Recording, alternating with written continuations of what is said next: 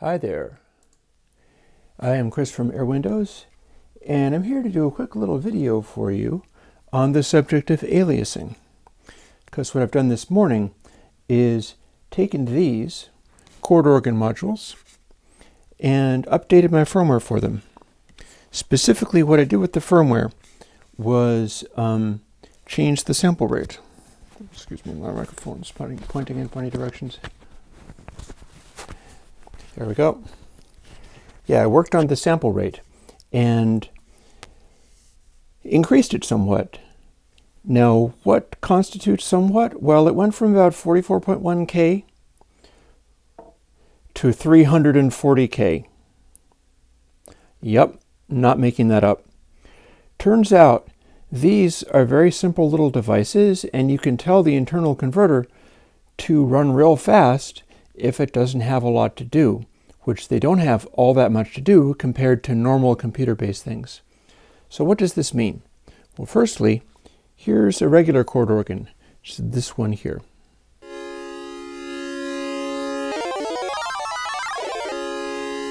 As you can hear, it sounds nice. We got these various settings, like here's a nice little sine wave. There's a square wave, saw, and a sort of pulse wave, which I can also change to triangle waves and some of my patches, but we're not worried about that right now because what we're thinking about is the square wave. This one has higher sample rate. So here's the one without,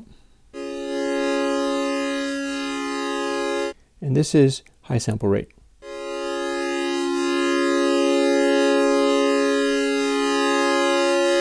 Same controls.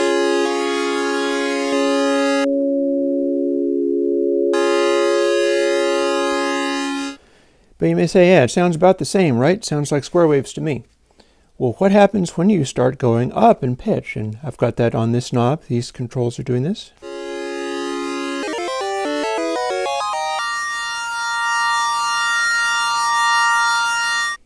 Now we start hearing aliasing. But the high sample rate one, isn't that interesting? But we can go farther than that. What happens when we go completely bonkers and start doing insanely high-pitched chords?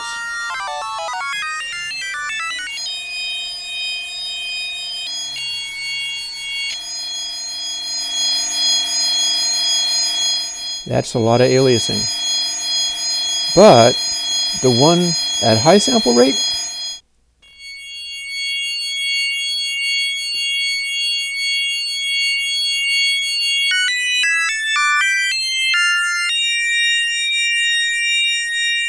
you can kind of still hear a little bit because it still is a sample rate. But compare it with this, and you might find that this is a little nicer sounding. So there you have it. The new firmware is up on my existing post for the chord organ firmware. And I'm looking forward to playing with it. But there's another thing as well. I'm going to power this down for a second. Kapoomp. The thing is, I was also rather scathing about the wavetables on the waves option. I did not like them in the original chord organ. It turns out there's a reason. The wavetables generate aliasing quite intensely. Here, let's power this back on again. It'll take a moment to warm up.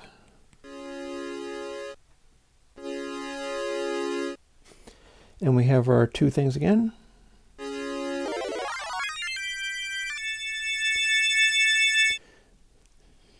A high sample rate, low. But what happens when we start fooling with those wavetables, even at relatively normal pitches? Here's what we got as we move through these things. I think this is actually set to my triangle wave, which You can hear without aliasing, it's not all that obvious, but without high sample rate, it's not all that obvious and anything's the matter with it, but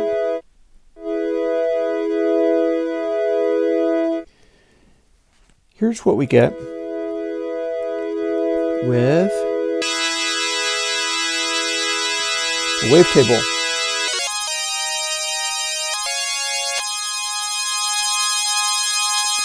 That's not that high of a pitch, but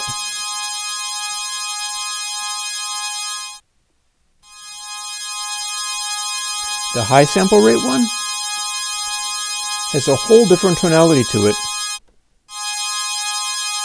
because it doesn't have that grind, and that's because the wavetable is, I think it's 256 elements, and the frequency that wave changes at also produces aliasing. So even at lower rates, this guy produces a certain amount of aliasing just because it has so many high overtones. And this one, the overtones are like in pitch. So let's scoot ahead and go up in pitch with these.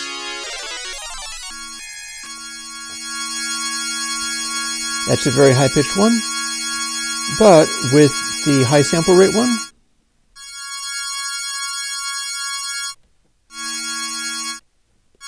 that's aliasing in action, folks. And what we'll find is that as we keep skipping through these, for instance, here's a setting of these guys.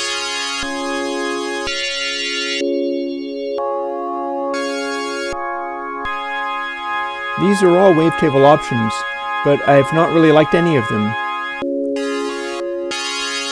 because I just didn't like the tone. For instance, this one sounds like some kind of crazy Hammond organ.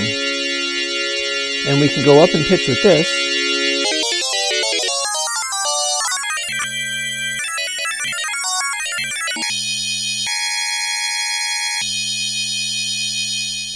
That's a lot of aliasing. But on the same note,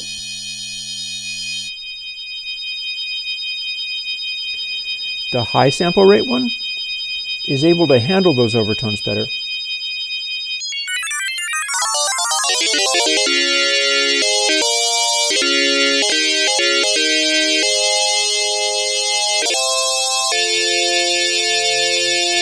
And we can switch around a little bit. Get some nice organ-like tonalities, and it does sound a lot like an organ. But using the high sample rate generation, it's able to get the vibe more effectively without worrying about any, filtering or anything like that.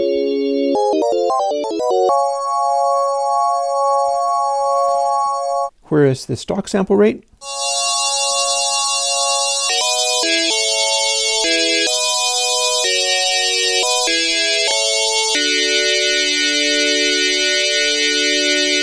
oh wait, I'm on a different one. This one.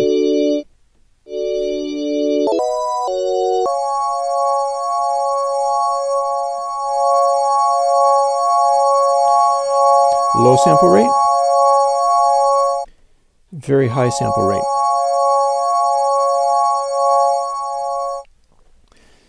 So that's what aliasing does.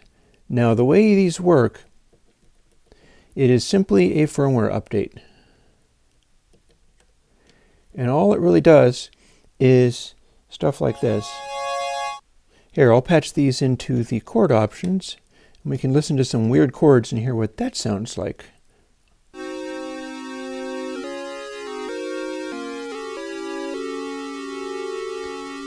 For instance, low sample rate, high sample rate. Oh wait, I seem to be a note down.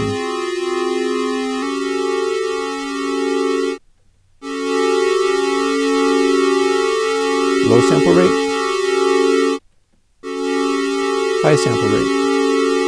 We'll go over to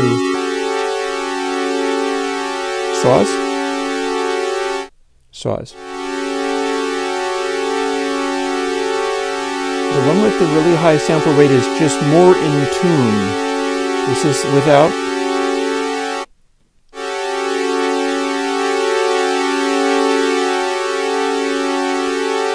And of course,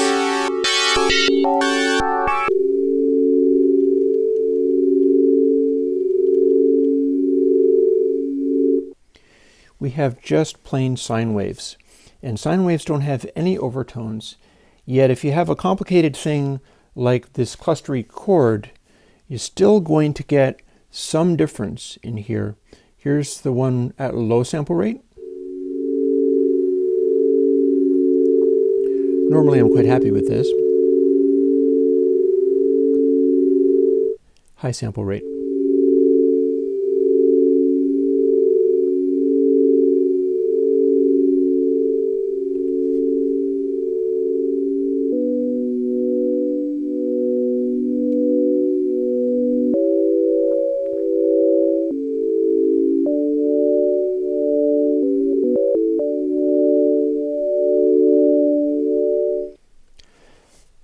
So there you have it.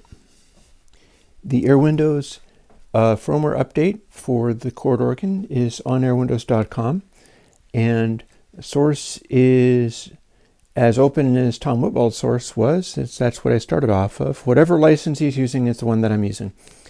And he's welcome to any parts of it. I'm talking with him by email now and then. He's very busy working on a latest and greatest, which I can't tell you right now about, but it's very exciting.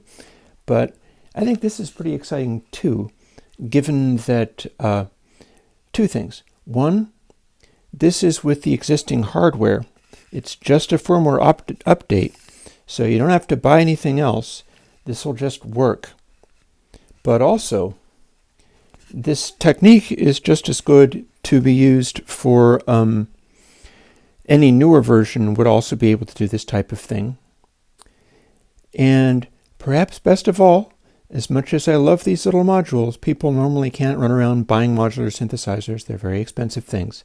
These are among the most affordable modules you'll find, and they still end up being very expensive things, especially if you want to get lots of them like I do.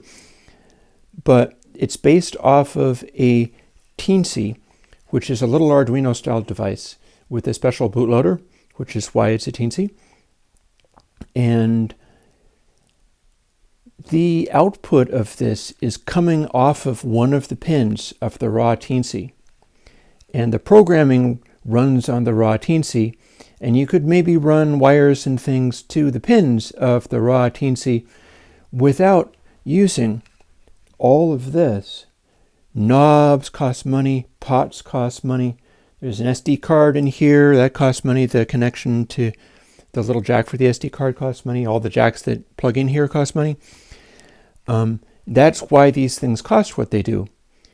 But this should run on a raw Teensy, and the raw Teensy itself costs like 20 bucks.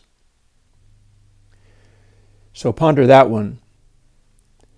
The sounds that I'm making could come off of a simple $20 hobbyist thing. So the question becomes, like, how ambitious are you of putting stuff together and doing your experimenting? You know, is your ambition greater than your pocketbook, a wallet, whatever you want to call it? You might still be just fine. And with that, I will talk to you later. If you want to use the airwindows firmware update for the chord organ, go and find my previous post and, of course, the airwindows post for chord organ firmware previously, because I just straight up replaced it. The older stuff is still available. You could compile it on GitHub if you were clever about it. But this was a big enough deal that I decided I was just going to go for it. So if you re-download the firmware zip for that, you'll have the new instructions.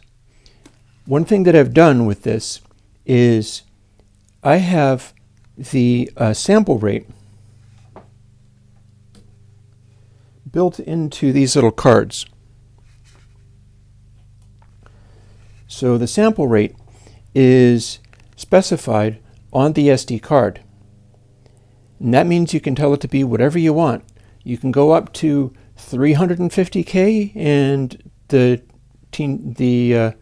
machine will kind of stop working. It doesn't like running at that high rate, but you can push it as far as you possibly want, or you can dial it down to like 300 hertz, and it'll sound extremely atrocious, but if you wanted to, you could.